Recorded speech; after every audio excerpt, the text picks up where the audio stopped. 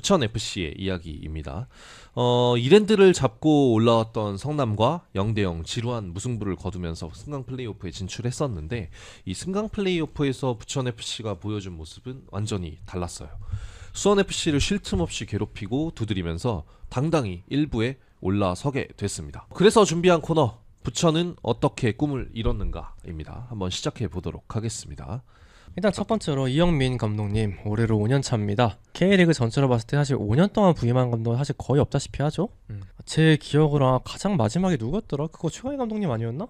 5년 이우영 감독님이 몇 년이었죠? 그분이 그분 한 3, 4년 하셨다. 제가 봤을 때 5년은 근데 진짜 드물어요. 기억에 네. 나는 감독이 없어 나도. 거의 없다시피 하거든. 그러니까 특히 약간 프로축구 감독, 특히 K리그 같은 감독의 그 목숨줄이 간당간당한 리그에서는 약간 뚜렷한 성과, 그러니까 예를 들면 2부의 경우에 약간 좀 승격이나 승강 플레이오프 이런 게 되겠죠? 이런 게 크게 많이 없는 편인데도 한 팀에 5년 동안 집권하는 게 굉장히 어려운 일이에요. 당장 방금 말했잖아요. 김현석 감독님 1년 만에 잘리고, 맞아. 그쵸. 아산 배성재 감독 1년도 못 채우고 잘리고 그렇잖아요. 청주 감독 몇 명 잘랐어 이번에? 아 진짜. 네, 그런 식이잖아. 근데 이 배경에 뭐냐? 감독에 대한 프런트의 신뢰와 스스로 매너리즘에 빠지지 않는 감독이 있다고 저는 생각을 해요. 계약은 내년까지긴 하는데 분명 올해가 적기라고 감독이 생각을 했을 거예요. 그치. 이 스쿼드를 보면, 이번 축구를 보면, 또한 그 체급차가 아닌 본인이 오랜 기간 확립한 축구로 일부 팀을 개박살내고, 그리고 또한 수협전에 맞춘 원포인트 전략이 있어요. 예를 들면 뭐 2차전 후반 킥오프 골 같은 거, 아 그치. 이런 걸 통해서 감독과 코치의 능력을 여실히 드러냈죠. 특히 약간 이 감독의 아까도 말했지만 굉장히 밑바닥에 시작한 감독이에요. 그렇죠. 그러니까 고향 KB였죠. 거기서 즉 프로 경기 출장 영외의 진정한 야인에 가까운 감독입니다. 그러니까 누구보다도 스스로에 대한 증명이 확실하게 잘 이루어진 시즌이라고 볼 수 있어요. 그러니까 제가 이영민 감독님 커리어를 찾아봤었을 때 네. 부산인가 포항인가?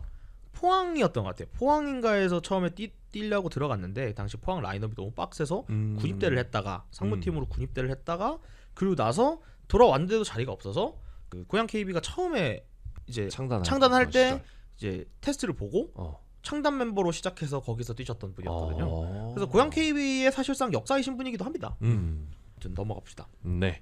그리고 또 돋보이는 점이 이 예산 부분인데요. 이 부천은 사실 최하위급 규모를 가지고 있는 팀이었습니다. 하지만 그 속에는 화수분이 숨어 있었다라고 얘기를 할 수 있는데 알려진 바에 의하면은 이 부천의 선수단 연봉 규모가 안산 다음으로 적다고 해요. 이게 25년 기준으로 봤을 때 26개 팀 중에 25위의 기록입니다. 하지만 이 적은 예산을 이 구자룡 선수가 떠난 베테랑 센터백 자리를 백동규 선수로 메꾸는 등 구자룡 여기 있었구나. 네, 아주 효율적으로 선수단을 운영해냈다라고 이야기를 할 수 있겠고 사실 협동조합 형태로 운영되는 이 팀의 구조상 선수단 규모에 어느 정도 제약이 있을 수밖에 없는데 이럼에도 불구하고 감독과 단장의 힘인지 울산 출신 선수들을 많이 수혈을 하면서 적재적소에 활용을 했습니다. 예를 들면 이상혁 선수, 장시영 선수 임대로 데려왔고 과거 조현택 선수도 뭐 이런 식으로 해서 그 팀의 구조와 상황에 맞는 적절한 스쿼드 운영을 해냈던 부천 FC다. 그러니까 결국 보면은 도대체 정체를 알 수 없는 유스 선수들 그리고 어린 선수들을 정말 잘 적재적소에 활용을 했어요.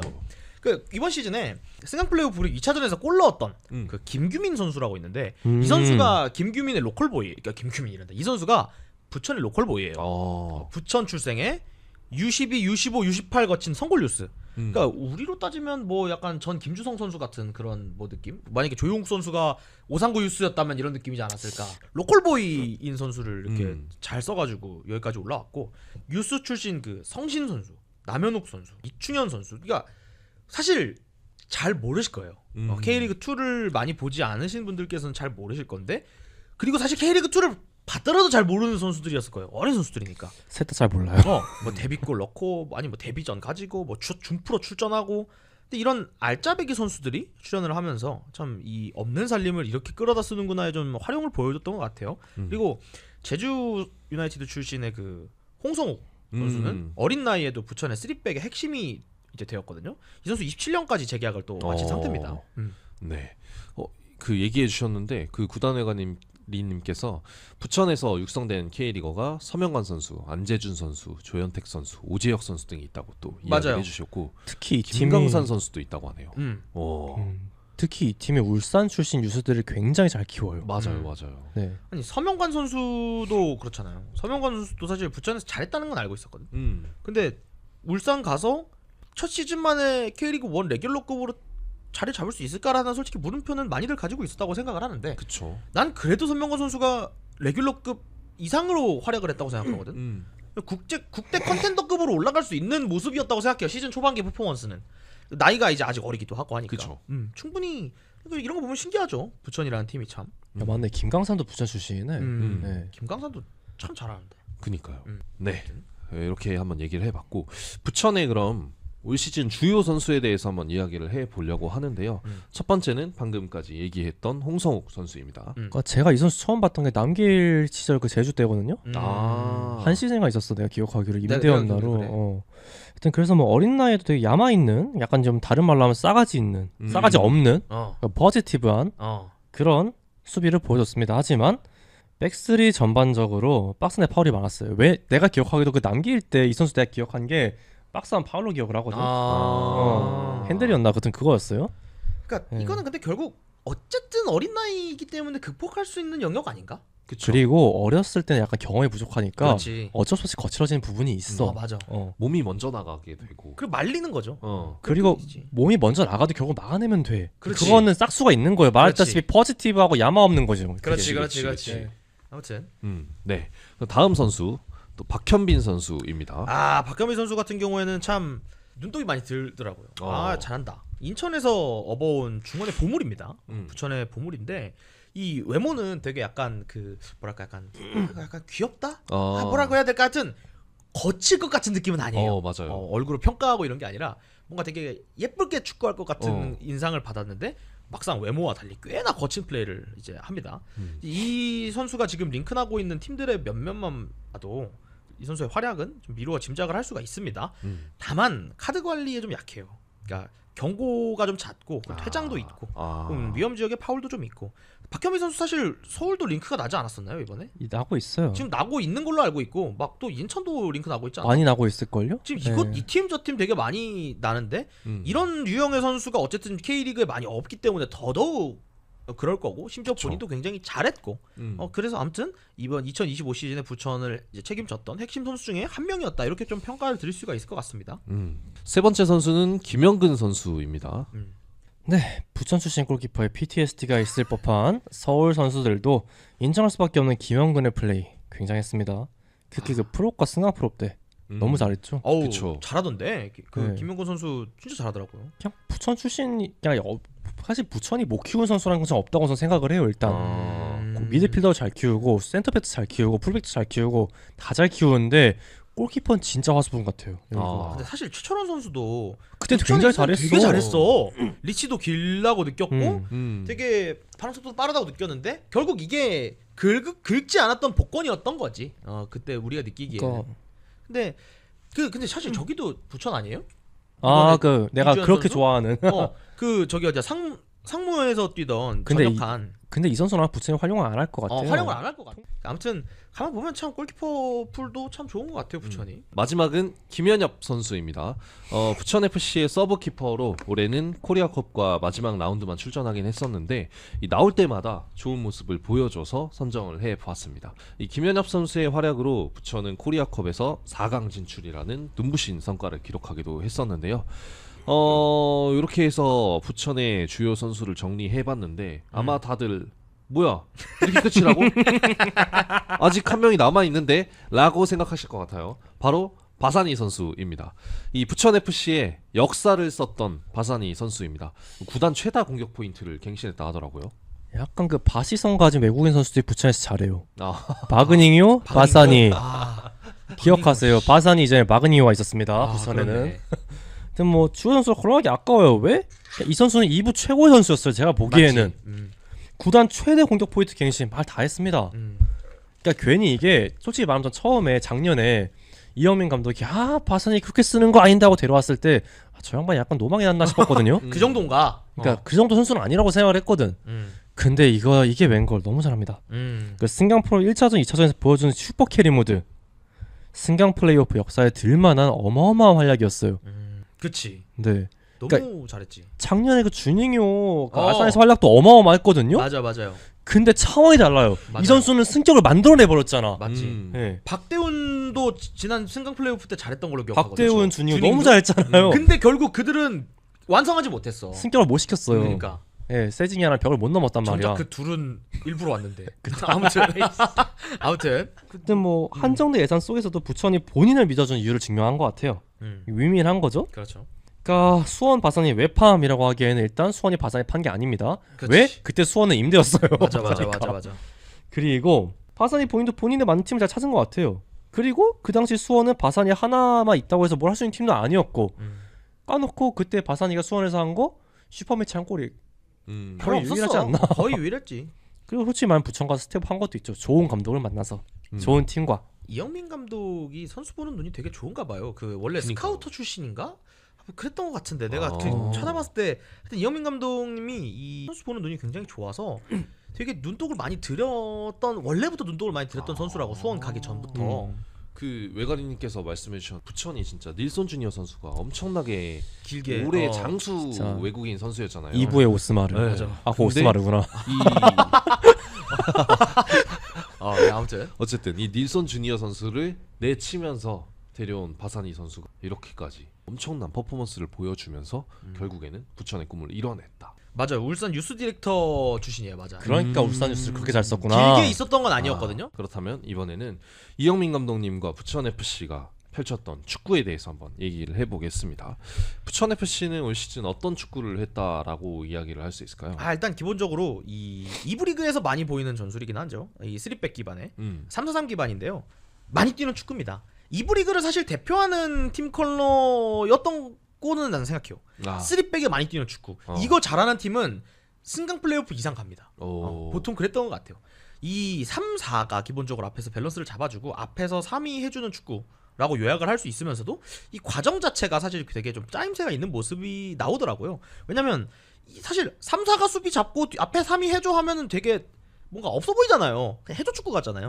근데 우리가 승강 플레이오프에서 봤다시피 해줘 축구라고 말할 수가 없습니다. 굉장히 중간에 짜임새가 좀 있어요. 일반적으로 이 백스리를 운영하는 팀하고는 좀 다르게 이 포메이션으로도 상대를 좀 뚫어내는 장면이 많습니다. 뭐 역전승이라든가 지다가 동점을 만든다거나 승점을 벌어오는 경기들이 좀 있었어요. 다시 말해서 이제 지킬 때는 지키고 몰아칠 때는 몰아칠 수 있는 어떤 좀 유동적인 운영을 좀 한다 이렇게 말씀을 드릴 수 있을 것 같고요. 그런데 안 풀리게 되면 사실 이도저도 아닌 완전히 무색무취한 축구가 좀 되는 경향도 있기는 하더라. 다만 뭐 어쩔 수 없는 거고 이건. 특히 이번 시즌 중에 좀 다소 좀 뻔하게 느껴졌던 교체 타이밍도 이 승강 플레이오프 3경기 동안은 이영민 감독이 꾸린 이 90분과 180분의 이 플랜에 눈에 보일 정도로 좀 적재적소를 활용을 했다. 이렇게 좀 평가를 할 수 있을 것 같아요. 다만 앞에서 말씀드렸던 이 안 풀리면 이도저도 안 되는 축구 이거는 K리그 특징이기도 하고 K리그 2이기 때문에 더 저는 이 돋보이는 건 것 같아요. 왜냐면 제가 생각하기에 K리그 2가 진짜 그 늪이에요. 여기는 상대가 잘하는 걸 무력화시키는 거에 정말 특화된 리그라고 생각하거든요. 그쵸. K리그 1도 그런 리그인데 K2가 더 심해요. 제가 보기엔. 그래서 더더욱 안 풀릴 때 안 됐을 확률이 높아요. 근데 그럼에도 불구하고 어쨌든 결과를 냈다는 것은 굉장히 이제 좋은 이런 이 전술을 기반으로 했다 이렇게 좀 평가를 드릴 수 있을 것 같습니다. 좋습니다. 그럼 이제 내년부터 1부에서 위대한 도전을 이어나가게 될 부천 FC인데 1부에 올라와서 해결해야 될 과제가 있다면 어떤 게 있을까요? 일단 첫 번째 외국인입니다.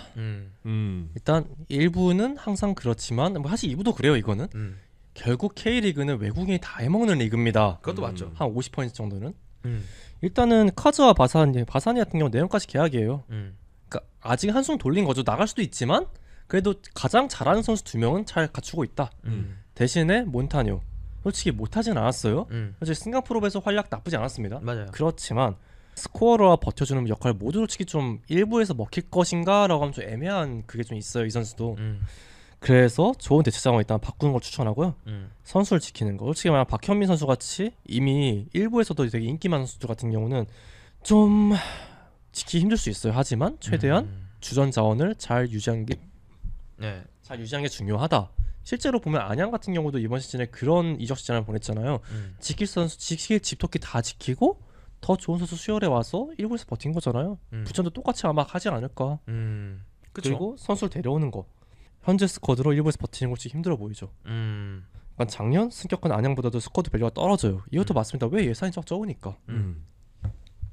그리고 하지만 내년 예산이 증액됐죠. 한 2배 정도 증액된 거, 2배 정도가 된 걸로 알아요. 2배 됐어요, 2배. 한 80억인가 70억인가 이렇게 알고 있는데 48억에서 80몇 억 됐을 거예요. 뭐 지금. 여전히 적긴 합니다. 많지는 않아요. 적죠. 그렇죠. 그래서 그동안의 경험을 살려서 스쿼드 밸류를 올리는 게 좀 중요하다 저는 생각을 해요. 그 다음에 이제 높이의 약한 백스리. 이거 사실 시즌 약간 솔직히 말하면 수협이랑 할 때는 좀 덜 드러났던 문제예요. 그렇지 말하면 부천 팬들이나 부천의 경기를 계속 지켜봤던 사람들이 했던 말이 높이에 약하다. 맞아요. 특히 약간 전남 호남한테 개털렸다고 하더라고요. 솔직히 말하면 성남전도 막 높이는 아니긴 한데 후이지 있었으면 얘가 달랐을 거란 말 많이 하더라고요. 실제 이 경기 후이지 안 나왔어요. 맞아요. 제 기억 안 나왔는지 아니면 그냥 교체가 나왔는지 기억 안 나지만 그 아마 아 경고 누적으로 맞다. 경고 누적일 누적이었고. 거예요. 그리고 신재원 선수가 부상이었고. 우통 벗었나 그때? 몰라 뭐였지? 기억이 안 나다. 그래서 경고 먹은 걸 기억하는데 그리고 수원 FC전에서 사박 선수가 솔직히 맞고 또 맞고. 맞이 가가지고 그쵸. 한 경기에 교체 나왔잖아. 잘 못했어. 솔직히 냉정하게. 그리고 이제 뭐 임대 복귀한 장시영과 부족한 윙백 중원 퀄리티. 장시영 임대잖아요. 임대 맞나? 맞아요. 울산 다시 돌아가죠. 떠나면 윙백 자원 김규민, 티아깅유, 유승현만 남아요. 또 박창준도 있긴 한데 루카스님의 화려한 드리블 감당 나가라고 할 수도 없어요. 핵심 멤버가 썼단 말이야 이거. 그치. 아니 근데 이게 진짜 어려운 게 이 사실 이 풀백 혹은 이 윙백이라는 것은 강팀의 제가 항상 말하지만 강팀의 사치품이라는 얘기를 하잖아요. 맞죠? 근데 부천은 지금 강팀이라고 말할 수는 없는 건 맞아요. 당연히 도전자의 입장으로 하게 되는 되겠죠. 어쨌든 이 K리그 1에 12개의 팀이 참여하게 되는 상태에서 우승을 하게 된다고 도박사들이 만약에 돈을 건다면 배당이 가장 낮은 팀은 부천이 될 거란 말이에요. 왜냐면 생각해보면 그렇잖아. 이제 쭉 기존 10개 팀이 있고 2개의 팀이 올라왔는데 하나가 지난 시즌 K리그 2 1등이고 하나가 3등이야. 그럼 당연히 1등이 좀 더 배당이 높겠지. 그렇죠. 이런 상황이라면 풀백 혹은 윙백에다가 막 뭐 퀄리티를 기대하는 거는 욕심일 수는 있어. 그치만 결국 하나가 뚫리면은 연쇄적으로 뚫리는 게 K리그 2보다 1이 더 심하기 때문에 그렇죠. 분명히 이곳에 대한 대비는 분명히 보강해야 될 거예요. 그리고 무엇보다 이 팀이 3백 쓰는 팀이기 때문에 맞아요. 사실 마리조와 윙백이 진짜 윙어나 다름없는 포지션이기 때문에 그렇죠. 이 포지션만큼 좀 잘 하긴 해야 한다고 저는 생각을 해요. 맞아요. 중요해요. 네. 이 포지션은. 그리고 이제 중원도 카즈, 박현민 안 나오잖아요. 조금 약간 몸몸 비틀기가 된다고 하더라고요. 예, 본 사람의 말에 따르면. 그러니까 뭐 최재형 같은 경우는 밸런스인데 전리성이 너무 답답하다고 하고 최원철 같은 경우는 패스 주기는 좋은데 너무 작은 육각형이라고.